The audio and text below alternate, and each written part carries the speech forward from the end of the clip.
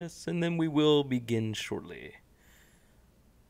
And as soon as it tells me we are good to go, then I am rolling. There we go. All right, let's fire this bad boy up. This is Winning Cures Everything. It is January the 10th. I'm Gary Seegers. You can follow me on Twitter at GaryWCE. You can find us at winningcureseverything.com. I got three things to talk about today. First off, Jalen Hurts and Tate Martel are in the NCAA transfer portal. I'm going to talk about the good and the bad and where they're possibly going to go. Josh Gattis left Alabama for Michigan today, although it was reported Maryland to begin with. Very interesting stuff. And then after that, we're going to give college basketball picks. I got 10 more for you today. We went 4-4 yesterday. But 27-14 over the last 6 days is not too shabby. I'll take that. So let's jump in. Jalen Hurts and Tate Martel. Jalen Hurts from Alabama, Tate Martel from Ohio State. As you know, Justin Fields left Georgia. He is transferring to Ohio State. Tate Martel decided that he was going to put his name out there to figure out where would be a better fit for him. And the names that have popped up were Miami and West Virginia.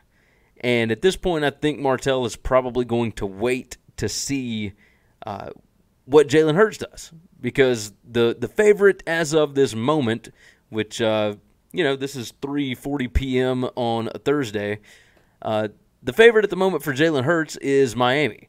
Mark Richt is gone. That's Manny Diaz's team now.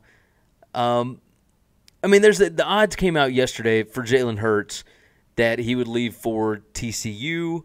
Auburn was up there. He would go with Mike Locksley to Maryland. There's all sorts of stuff. I did not think Miami had a chance, but their quarterback situation was so putrid this past year. They've got a senior that's on the way out, Rozier. He's gone. N'Kosi Perry is a sophomore. But Hurts could go in, play one season, and with a defense like that under Manny Diaz, they could do some real damage in the ACC. And Hurts has shown that he can beat Clemson. He did it last year, so we'll see what happens with that. But I think that could be a good landing spot for him if he decides to leave. If he takes Miami, I would imagine Tate Martel will head over to West Virginia with Neil Brown in his first season. That could be very, very interesting because I don't know that West Virginia really has a lot of faith in Will Greer's backup. So we'll see what happens there. But the other interesting side note of this, with Martel deciding to leave, is all the transferring of quarterbacks. What it does, it is so easy to do now. It makes it that much easier for the best of the best to stay the best, right? So like Georgia, Alabama, across the board, Ohio State, they can bring in all of these quarterbacks. And it makes it easier for the players as well because they can go and try out at these big schools. They want to be the big name. They want to do this. But they always know that they will be able to transfer easily wherever they want to. And it's not an issue. So if you go in and say what was the guy's name at Northwestern? Hunter Smith, Hunter Thompson, Hunter something or other, that left Clemson. And he was, a 5-star quarterback recruit. They got beat out at Clemson and left, and now he is the next big thing at Northwestern. You've always got a spot to go if you are a big-name quarterback and you don't latch on correctly with the first school that you pick. That's just the way it goes. So Clemson, Georgia, Alabama, Ohio State, Oklahoma, etc. will always be able to handpick who they want at any point because you go in, you compete, you work for a year, and then you transfer out. That's Blake Barnett did the same thing, right? So off of that, we'll talk about Josh Gattis. Josh Gattis was the co-offensive coordinator and wide receivers coach at Alabama. He is leaving. The first report was that he was taking the OC job at Maryland with Mike Locksley. I could totally understand that one.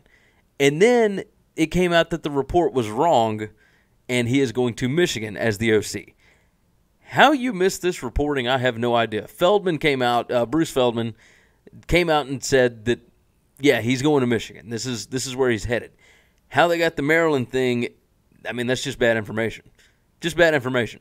The interesting part about this, Alabama has lost 18 coaches, 18 assistant coaches, since the end of the 2014 season. That is absurd. That is 3.6 coaches per year. I don't know how Saban keeps doing that, if he wants to continue doing that. I don't know if it's because people use the Alabama job as a jumping off point, if it's a stepping stone.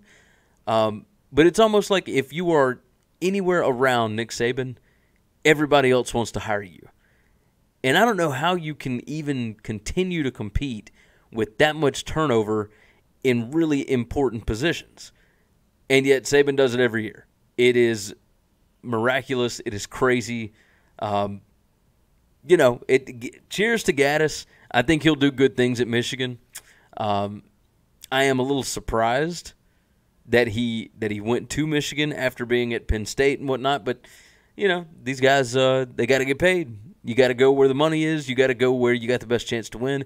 And at Michigan, he's got a really good chance to win. And I expect big things from him. He can recruit. He has not called plays, so that'll be interesting. But cheers to Josh Gattis.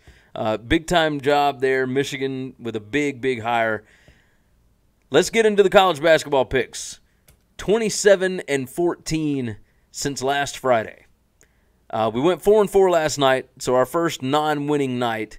But I got 10 more for you today, and boy, they are some doozies. As always, you can find the picks over at www.winningcureseverything.com/gambling-picks, or just go to winningcureseverything.com and click on Gambling Picks up in the navigation bar. First one up, we're going over 146.5 with Delaware against UNC Wilmington. We're going over 148.5 with Youngstown State at Illinois Chicago. We're going under the 147 for UCLA and Oregon. We're going over the 158.5 for Pacific and Gonzaga. There's going to be a lot of points in that game.